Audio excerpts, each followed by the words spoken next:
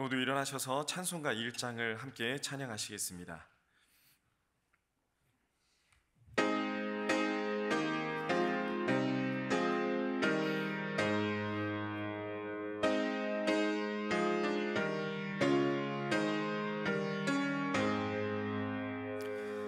만복의 근원 하나님, 온 백성 찬송 드리고 저 천사여 찬송하세. 찬송 성부 성자 성령. 아멘. 살아임하신 하나님 아버지, 은혜의 진심으로 감사드립니다. 오늘도 추운 날씨지만 하나님 앞에 나오는 것을 주저하지 않고 예배 자리를 지킬 수 있도록 우리를 불러주심에 감사합니다.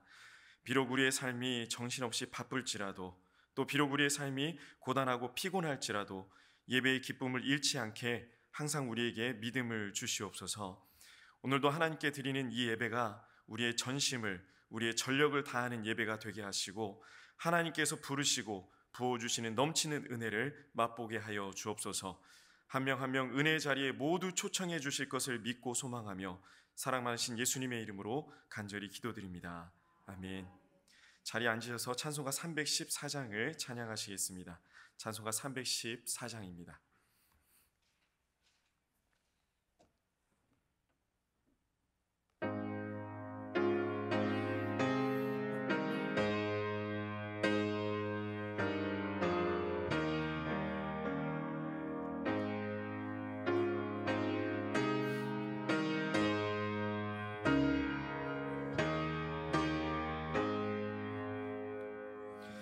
내 구주 예수를 더욱 사랑, 엎드려 비는 말 들으소서. 내 진정 소원이 내 구주 예수를 더욱 사랑, 더욱 사랑. 이전에 세상 나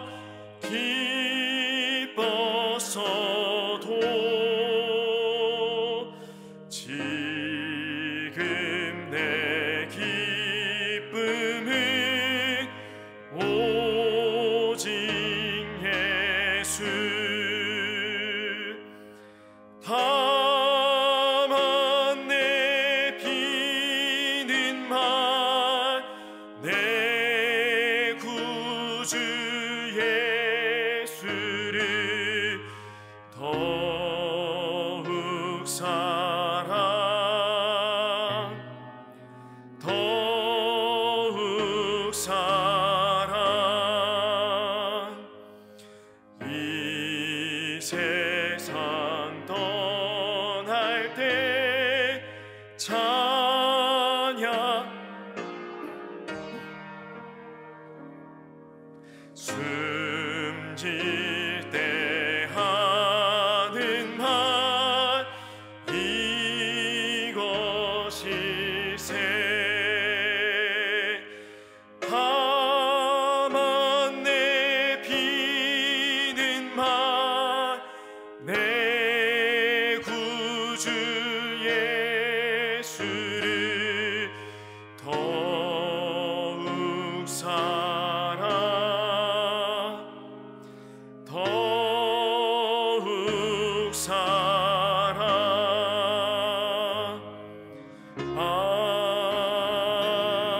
아멘. 오늘 하나님께서 우리에게 주시는 말씀은 마태복음 20장 20절에서 28절까지 말씀입니다. 마태복음 20장 20절에서 28절까지 말씀을 한 절씩 교독하겠습니다. 제가 먼저 20절의 말씀을 읽겠습니다. 그때 세베대의 아들들의 어머니가 그 아들들을 데리고 예수께 와서 절하며 무엇을 구하니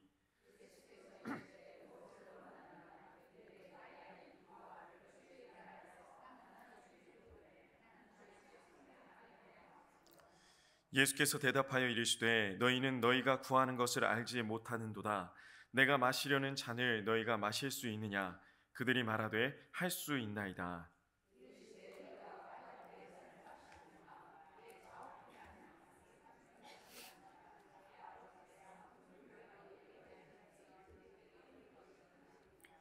열 제자가 듣고 그 두 형제에 대하여 분히 여기거늘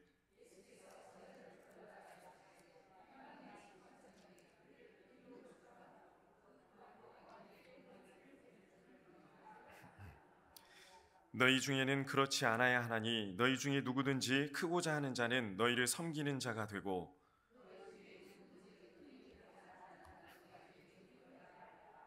함께 읽겠습니다.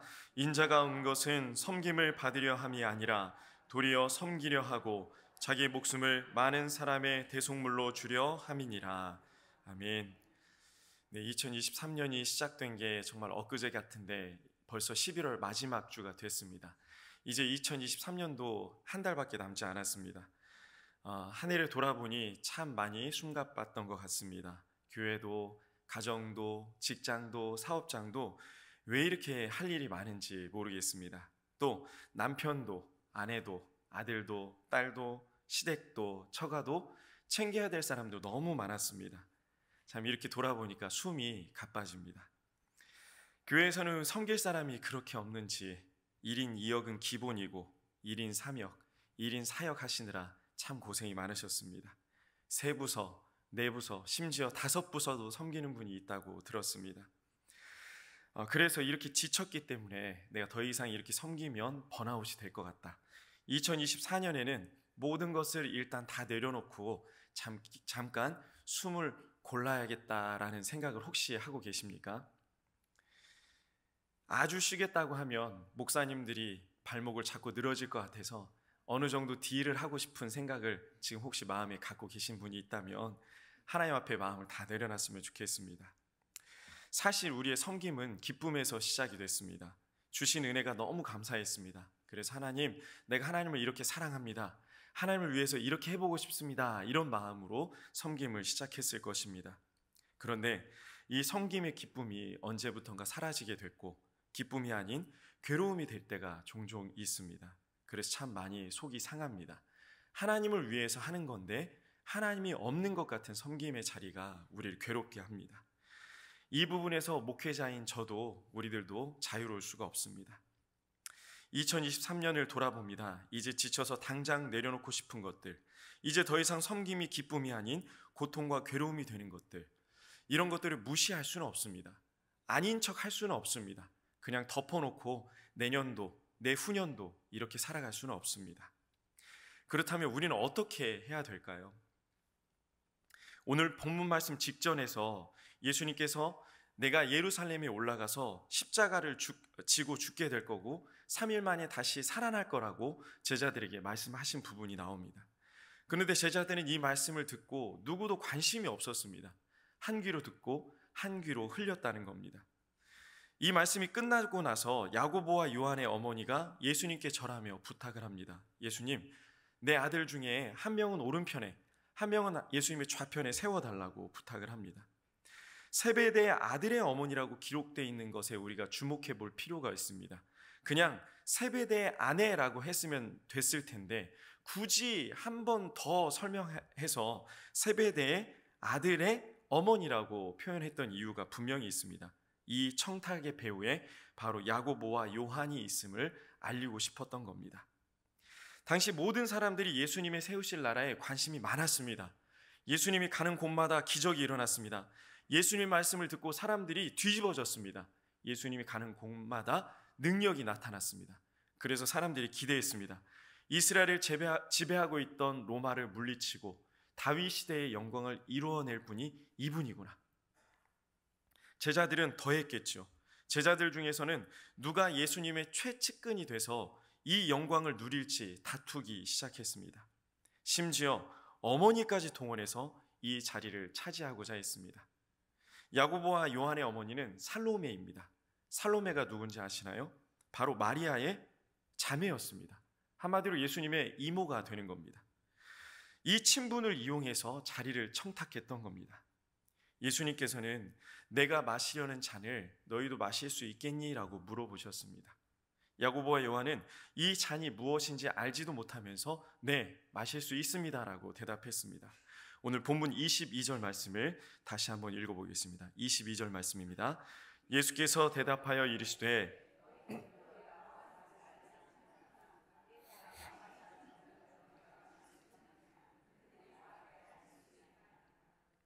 예수님께서는 겟세마네 동산에서 기도하실 때 이 잔을 가지고 기도하셨습니다. 아버지, 하실 수만 있으면 이 잔을 내게서 돌려주세요 라고 기도하셨습니다. 이 잔은 고난의 잔이고 고통의 잔이었습니다. 고생의 잔이었습니다. 심지어 우리 예수님조차도 돌리시고 싶었던, 예수님조차도 지나가고 싶으셨던 잔이 이 잔이었습니다. 그러나 야고보와 요한은 이 잔이 무엇인지 전혀 알지 못했습니다. 아니, 전혀 관심이 없었습니다. 그래서 마실 수 있다라고 이야기했습니다. 예수님께서 세우실 제국에서 왕좌의 양 옆에서 이 잔을 마실 수 있다라고 이야기했던 것 같습니다. 우리 예수님 마음이 너무 아프셨습니다. 그래, 이 잔을 너희가 마시게 될 거야. 마실 수 있어. 그런데 내 좌편과 우편에 앉는 것은 하나님께서 결정하신다라고 말씀하십니다. 우리 23절 말씀도 같이 한번 읽어보겠습니다. 시작. 이르시되 너희가 과연 내 잔을 마시려니와 내 좌우편에 앉는 것은 내가 주는 것이 아니라 내 아버지께서 누구를 위하여 예비하셨든지 그들이 얻을 것이니라. 예수님께서 말씀하신 대로 야고보와 요한은 이 잔을 마셨습니다. 야고보는 제자들 중에서 가장 먼저 순교했고, 요한은 제자들 중에 마지막까지 남아서 말년에 섬에 유배돼서 고통을 겪게 되었습니다. 이때는 알지 못했지만 결국 야고보와 요한은 예수님께서 말씀하신 고난과 고통의 잔을 마시게 됐던 겁니다. 그런데 나머지 제자들의 모습도 예수님의 마음을 더 아프게 했습니다. 예수님께서 말씀하시는 잔이 어떤 잔인지 알지도 못하고 알고 싶어 하지도 않았던 제자들은 어머니까지 동원해서 청탁을 하는 야고보와 요한의 분을 냈습니다. 24절 말씀에 보면은 제자들의 분노한 모습이 나와 있습니다. 예수님께서는 제자들을 모두 불러 모으셨습니다. 그리고 25절에서 이렇게 말씀하십니다. 세상의 집권자, 권세자들은 자신들의 권력을 마음대로 부리지만 너희들은 그렇게 하지 말아야 한다라고 말씀하셨습니다. 그리고 이어서 큰 자가 되고 싶다면, 으뜸이 즉 최고가 되고 싶다면 너희들은 섬기는 자가 되어야 한다라고 말씀해 주십니다. 우리 26절, 27절 말씀도 같이 읽어보겠습니다. 너희 중에는 그렇지 않아야 하나니 너희 중에 누구든지 크고자 하는 자는 너희를 섬기는 자가 되고 너희 중에 누구든지 으뜸이 되고자 하는 자는 너희의 종이 되어야 하리라. 종으로 번역된 헬라어 둘로스는 영어로 이야기하면 슬레이브입니다. 종이라고 얘기하니까 그냥 겸손한 정도, 섬기는 정도가 아닙니다. 바로 노예를 뜻하는 겁니다. 지금이야 신분제가 없어져서 여러분 섬기셔야 됩니다, 종이 되어야 됩니다 라고 얘기했을 때 그렇게 큰 충격을 받는 분들은 거의 없습니다. 그런데 당시 신분제 사회 속에서 너희들 종이 되어야 된다, 너희들 노예가 되어야 된다라는 이야기는 이 제자들에게 엄청난 충격으로 다가왔을 겁니다. 너희가 그렇게 큰 자가 되길 원하니, 너희들 으뜸이 되고자 하니, 너희들 최고가 되고 싶다면 노예가 되라 라고 말씀하신 겁니다. 그리고 이어서 우리 예수님께서는 내가 이 땅에 온 이유가 바로 이것이다 라고 말씀을 하시는데요, 우리 28절 말씀도 같이 읽어보겠습니다. 인자가 온 것은 섬김을 받으려 함이 아니라 도리어 섬기려 하고 자기 목숨을 많은 사람의 대속물로 주려 함이니라. 우리 예수님은 당연히 섬김을 받아야 되는 분입니다. 그리고 제자들은 예수님을 당연히 섬기려 했습니다. 그런데 이 예수님께서 나는 섬김을 받아야 될 사람이 아니라 섬겨야 될 사람이다 라고 말씀해 주셨습니다. 예수님의 섬김은 감정 상태와 상황과 환경에 따라 섬김의 태도가 달라지거나 중단되지 않는 온전하고 성실하시고 신실하신 섬김입니다. 즉 변함없는 섬김입니다.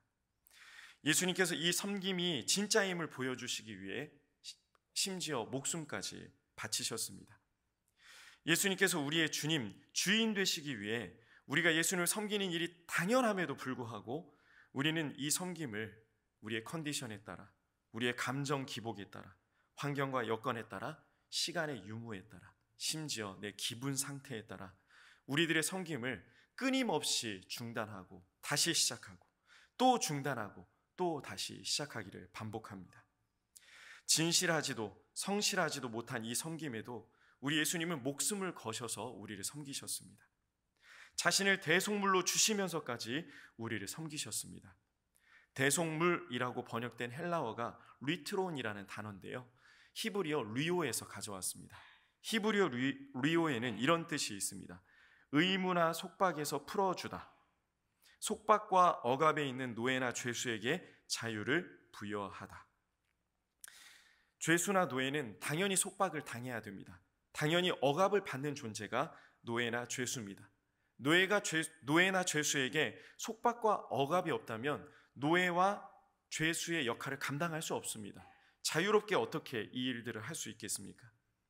그런데 우리 예수님께서는 우리가 당연히 받아야 될 죄의 억압과 속박, 사망의 올무에서 예수님을 대신 내어주심으로 자유함을 누리게 하셨습니다. 하나님과 온전한 사랑의 관계를 우리 예수님께서 희생하심으로 회복시켜 주셨습니다. 망가지고 찢기고 상하고 죽어야 될 나를 대신해서 우리 예수님께서 대신 망가지시고 찢기시고 상하시고 죽으셨습니다. 그런데 우리는 이 예수님을 어떻게 섬기고 있습니까? 우리는 그동안 시간을 들여, 물질을 들여, 몸을 들여, 마음을 들여 여러 가지 모양으로 교회를, 우리 하나님을 섬겼습니다. 잘하고 계십니다. 지금까지도 잘하셨고 앞으로도 잘하실 겁니다. 주말에 늦잠도 자지 못하고 친구들과의 약속도 다 잊어버리고 또 취소하고, 다 졌지만 단풍 구경도 못 가고, 봄에는 예쁜 꽃이 피는 벚꽃 놀이도 못 가고, 제대로 된 가족 모임도 하지 못하고 우리는 주말을 온전히 하나님께 드렸습니다. 이렇게 예수님을 우리는 섬겼습니다. 너무나도 귀하고 훌륭하십니다. 정말 박수를 쳐드리고 싶습니다. 우리 어른들이 이렇게 모범을 잘 보이니 청년들은 더합니다. 내년도 계획을 세우면서 한 가지 고민이 들었습니다.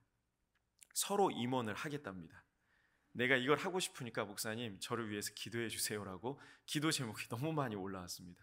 그래서 고민했습니다. 내가 세우고 싶은 애는 얘인데 얘가 하고 싶다니 이거 어떻게 해야 되나. 그래서 이미 투표로 선발된 회장과 부회장과 함께 모여서 명단을 놓고 3순위까지 있었어요. 명단들이. 그래서 그 중에서 뽑다 8명을 추려서 그 아이들을 임원으로 세웠습니다. 너무 귀하죠. 우리 교회 정도 되는 규모에서 청년들이 68명이 교사로 섬긴다면 아무도 믿지 않습니다. 저희 동기들도 믿는 사람이 없습니다. 이렇게 섬길 수 있는 이유가 무엇일까요? 하나님을 사랑하기 때문입니다. 그리고 믿음의 선배님이신 여러분들이 그 길을 너무나도 잘 보여주셨기 때문입니다. 너무 귀합니다. 참 이렇게 열심히 섬기는 게 너무 가슴이 벅찬 일입니다. 그런데 우리가 이렇게 열심히 섬겼음에도 불구하고 우리를 짓누르고 있는 삶의 무게는 여전하고, 고난은 계속되고, 고단하고 고달픈 일들이 우리들의 섬김의 기쁨을 계속 빼앗습니다. 사람들이 이렇게 이야기합니다. 지금까지 하나님께 그렇게 시간을 드리는 게 아깝지 않냐? 비아냥거립니다. 지금까지 하나님께 드린 물질, 나 같으면 그거 내 자식한테 쓰겠다, 나 같으면 이거 가지고 우리 가족을 위해서 쓰겠다라고 조롱합니다. 지금까지 우리가 하나님께 드린 몸과 마음이 정상적이지 못하다고, 너희들 정신이 이상하다라고 혀를 끌끌 찹니다. 정말 그런 것 같습니다. 특별히 아무리 열심히 하나님의 일을 했는데, 열심히 봉사하고 섬겼는데 내 삶의 자리가 그대로 있을 때, 문제는 여전하고 어려움들은 크게 달라지지 않았을 때, 전혀 섬기지 않는 사람들에 비해서 상대적으로 봤을 때 경제적으로도 여유를 누리지 못하고 또 즐겁지 않은 삶을 살고 있는 것 같을 때, 내가 이렇게 계속 섬겨야 될까? 내가 주말에 계속 이렇게 하나님께 시간을 드려야 될까? 내가 계속 이렇게 헌금해야 될까? 내가 이렇게 계속 섬겨야 될까 고민합니다. 내가 지금까지 힘쓰고 애썼던 것들, 진심이었고 최선을 다했던 하나님을 향한, 교회를 향한 섬김이 이제는 기쁨이 아닙니다. 이젠 지쳤습니다. 멈추고 싶고 진절머리가 납니다. 개척교회 다녀보셨나요? 정말 진절머리가 납니다. 끔찍합니다. 너무 죄송하지만 다시 돌아가고 싶지 않습니다. 매일매일 고통의 연속이었습니다. 단 한순간도 기뻤던 적이 없습니다. 지금 와서 돌아보면 하나님의 은혜였고 하나님께서 함께 하셨다라고 말할 수 있겠지만 사실 잠자리에 누워서 그 시절을 기억해 보면 정말 끔찍했습니다. 그리고 그때 온 가족이, 저희 가족이 전력과 전심을 다했던 섬김들, 그것이 그닥 기쁘지 않은 것이 저의 마음입니다. 저희 아버지가 은퇴하시고 나서 다른 목사님들과 제가 비교하기 시작했습니다. 아버지 또래 분들은 대부분 아직도 현직에 계시고 덜어 은퇴하신 분들은 굉장히 잘 은퇴를 하셨습니다. 또 같은 시기에, 비슷한 시기에 교회에서, 명성교회에서 나오셔서 개척하신 분들을 또 비교하게 됐는데요. 이분들은 잘 사시더라고요. 잘 사는 기준이 뭔지는 단에서 얘기하기가 좀 그렇지만 잘 누리고 좋은 아파트에서 상대적으로 여유 있는 삶을 누리고 계시더라고요. 개척해서 자신이 교회를 잘 이룬 목사님들은 대부분 교회를 은퇴하실 때 이런 표현 써서 죄송합니다. 한몫 챙기시더라고요. 네, 집도 괜찮은 거, 또 차도 괜찮은 거, 또 넉넉한 경제적인 여유를 가지고 나오십니다. 근데 저희 아버지는 한 푼도 가지고 나오지 않으셨습니다. 지금도 그 교회에 개척하실 때 드린 비용이라고 해야 될까요? 그 개척 헌금을 빚내서 낸 헌금을 아직도 갖고 계십니다. 답답합니다. 이게 과연 귀한 삶일까? 이게 과연 하나님께서 원하시는 삶일까? 이렇게 열심히 섬겼는데 결과물이 이렇다면 과연 우리 가족의, 우리 아버지의 섬김은 귀한 삶이었을까? 귀한 섬김이었을까? 계속 원망과 한숨이 나왔습니다. 제가 웬만하면 인터넷으로 이제 찬양을, 청년들하고 부를 찬양을 볼 때 송경민 목사님 찬양은 안 보려고 합니다. 송경민 목사님 찬양이 대부분 수백만 조회수를 기록을 하고 우리가 그렇게 즐겨 부르는 은혜, 모든 것이 은혜, 이거는 1000만이 넘어요. 계산을 해봤어요. 얼마나 많이 벌까? 엄청나게 많이 집회를 하고 다니던데 얼마나 행복할까? 저도 찬양 사역자로 꿈을 가지고 있었던 적이 있어서 나도 저 자리에 있었으면 저렇게 할 수 있었을까? 부러움, 질투들이 나와서 웬만하면 이분의 유튜브 영상, 채널은 보지 않습니다. 근데 자꾸 제가 인터넷을 켤 때마다 우리 청년들하고 부를 찬양을 찾으려고 켤 때마다 계속 이분 찬양이 올라오는데 제목이 뭐냐면 가장 귀한 삶이라는 찬양이었습니다. 지난주 금요일에 저희 청년들 찬양할 때 불렀던 찬양인데 기억하시나요? 정말 클릭하고 싶지 않았는데 너무 많이 떠서 짜증나는 마음으로 눌러봤습니다. 거기에 이렇게 쓰여져 있었습니다. 우리 삶의 가치를 누가 정할 수 있을까요? 주님이 정의해 주신 우리 삶의 가치는 이렇습니다. 가장 귀한 예수님이 나를 위해 생명을 주셨습니다. 그 귀한 생명을 받은 우리는 가장 귀한 사람입니다. 우리의 가치가 이렇게 존귀합니다. 이 땅을 살아가면서 어떤 삶이 가장 귀한 삶일까요? 내가 원하는 꿈을 이룬 삶? 많이 가지고 많은 것을 누리는 삶일까요? 성경은 이렇게 이야기합니다.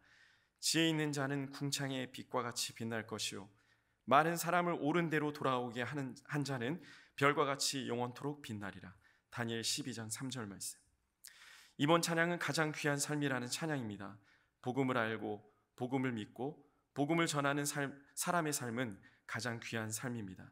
특별히 이 찬양은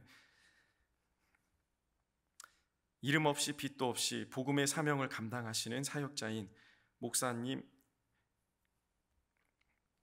사모님, 선교사님들을 위해서 작곡한 곡입니다. 사람들이 아무도 모르는 삶이라 해도 주님은 영원한 별과 같이 빛난다고 하십니다. 이 영상을 보면서 한참 대성통곡을 하고 있는데 하필 그 타이밍에 청년들 몇 명이 들어와서 목사님 왜 울어요 하고 같이 눈물을 흘렸었습니다. 저만 울 수 없어서 여러분도 보여드리려고 준비를 해왔습니다. 짧은 영상인데 같이 잠깐 보시지요. 아무도 모르는 삶이라 하여도 삶이라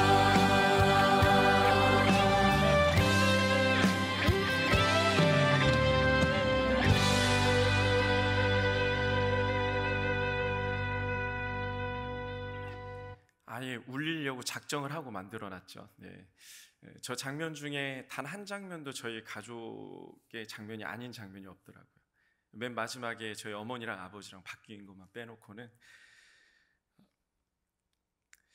사랑하는 성도 여러분, 우리 평생을 하나님의 사람으로 살기 위해 우린 지금까지 열심히 살아왔습니다. 열심히 공부했고, 열심히 일했고, 열심히 사랑하며 또 먹고 자는 것까지도 하나님의 영광을 위해서, 섬김을 위해서 살아왔습니다.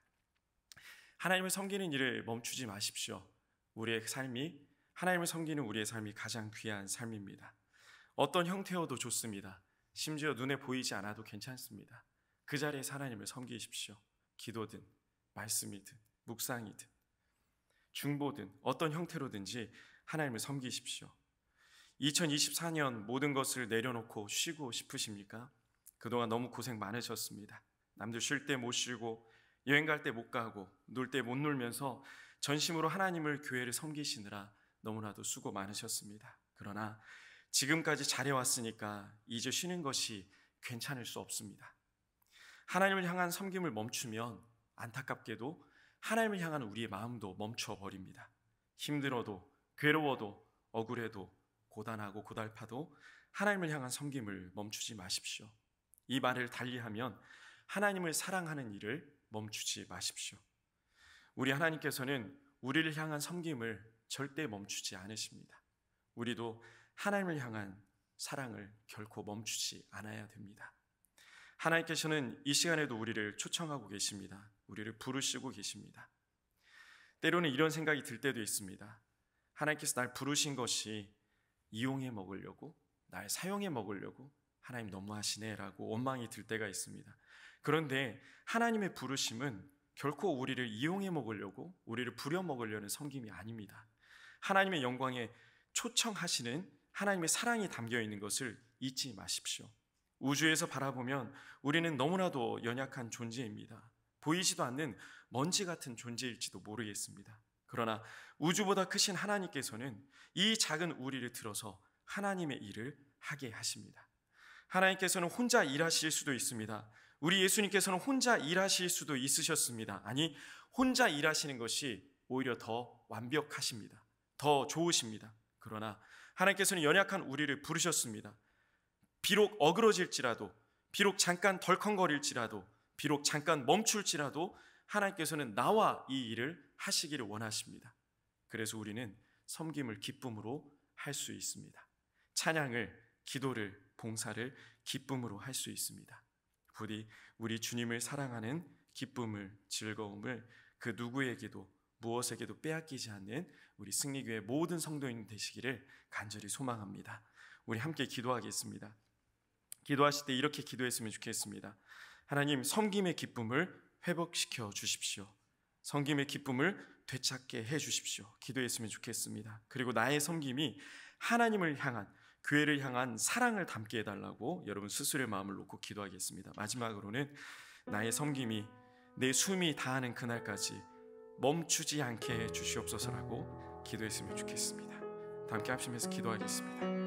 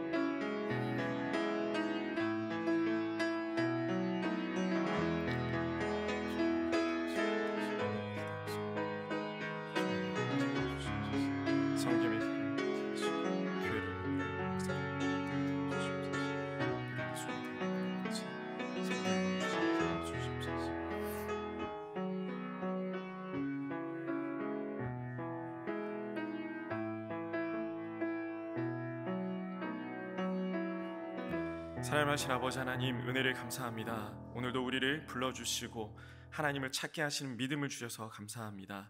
하나님 주신 은혜에 감사해서 시작된 우리들의 섬김이 고통과 괴로움이 되지 않게 우리의 마음을 붙잡아 주시옵소서. 우리의 마음과 생각을 지키셔서 온전히 하나님 주시는 사랑과 평안과 기쁨으로 가득 채워 주시옵소서. 간절히 바라오니 우리 하나님을 향한 사랑을 멈추지 않게 하여 주시옵소서. 삶의 모든 자리에서 하나님을 향하게 하여 주시옵소서. 사랑 많으신 예수님의 이름으로 간절히 기도드립니다. 아멘. 네, 교회 소식 가운데 주보를 참조해 주시면 되겠습니다. 축도로 예배를 마치겠습니다. 지금은 우리 구주 예수님의 은혜와 우리 하나님의 극진하신 사랑하심과 성령님의 감동, 감화, 교통, 위로 충만하심이 하나님을 사랑하는 마음을 듬뿍 담아 섬김의 자리를 계속 이어가기로 결단하는 우리 사랑하는 승리교회 성도님들 머리 위에, 우리의 가정과 직장, 사업장, 자녀들 앞날 위에 이제로부터 영원토록 함께 하시기를 간절히 축원하옵나이다. 아멘.